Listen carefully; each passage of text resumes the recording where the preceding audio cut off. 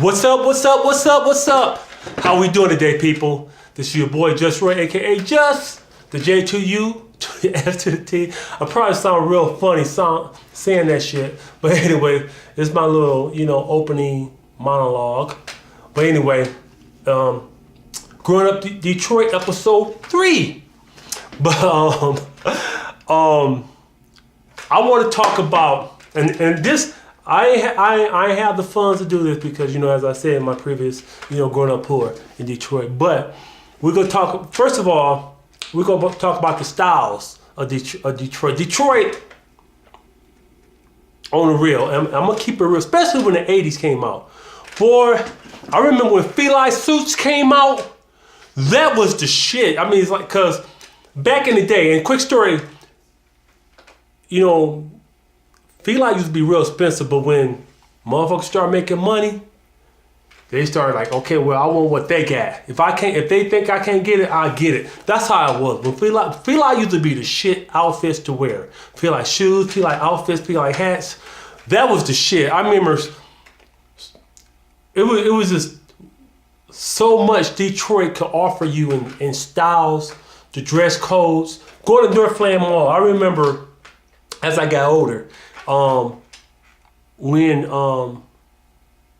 you go buy let me say it right. I don't want to sound stupid. Prime example, I'm walking down the mall in Northland Mall. I see this kid wearing a gray jean outfit, and it's the Pink Panther on the back. I was like, damn, that's a tight outfit. The jean outfit was made by Iceberg. Now, if y'all remember that name, if y'all from Detroit, y'all remember that name. Iceberg was the shit back in the day on the outfits. Just back in the 80s, kid paid $1,000 for it. You know what I'm saying? I was like, damn. I was like, God damn. But, back in the day, people was doing shit like that. I mean, it's like, I remember designs, Maurice Malone back in the day from Detroit. You know what I'm saying? You had fashion designers that was, especially black fashion designers that was making moves. I remember Dapper Don from New York, when he started bringing some of his shit from New York to Detroit. That was the shit. And Dapper Don was the type of guy, he started one that started the trend of matching, like if you had triple fat goose, you have triple fat boots. I mean, that was the shit. Detroit had so much fashion that it was just crazy.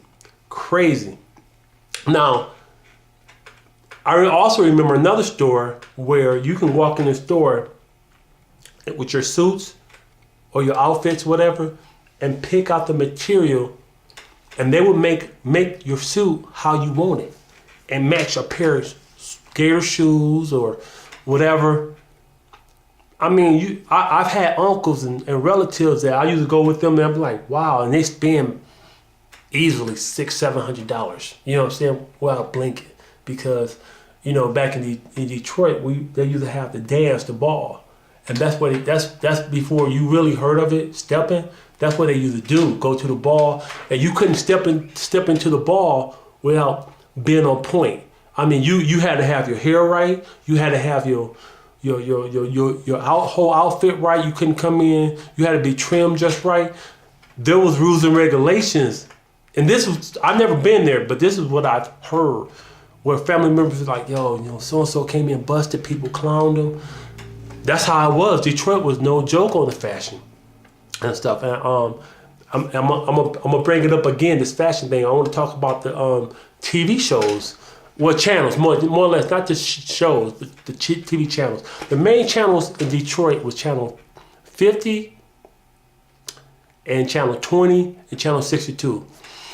Now, Channel 62 really played a big part in, I would say, not just myself as a child, but other black youth, because one, that channel was owned by a black person. Two, they brought things to us that was still priceless today. Prime example, RJ Williams, he used to have a little talk show on it. The scene was the shit. That was Monday through Friday, from 6 o'clock, I believe. Yeah, 6 o'clock it come on, and they used to have the dancing groups, the Funketeers, the Danceteers, and they used to bring it. Them guys used to bring it. You couldn't, and then you had people like Prince on there, Andre Simone, Vanity Six, George Clinton, you name it, Charlie Wilson, Vanity. I mean, anybody that you will see on Soul Train on Saturday, you'll see on the scene periodically Monday through Friday. That's how it was. I mean, also they had commercials for that club, Mama Zeke, that strip club. Niggas in bed with the sheets and shit and stuff. Niggas driving down the street with the top, talk about, I'm your dream, baby. If you like what you hear and you like what you see, then come check me out in Club Mama Zeke. I'm like, these niggas is wild. And those chicks used to go for that shit because that place used to be packed.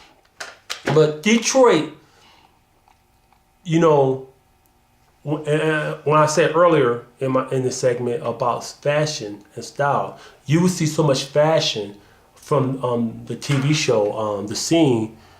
You had to like, oh man, I like that outfit. I like what Cats like Fast Freddy. Fast Freddy was the shit. You know what I'm saying? Wanda doing a little dance and shit. Even Nat Morris, the host of the show, they usually come dressed to impress. You know what I'm saying?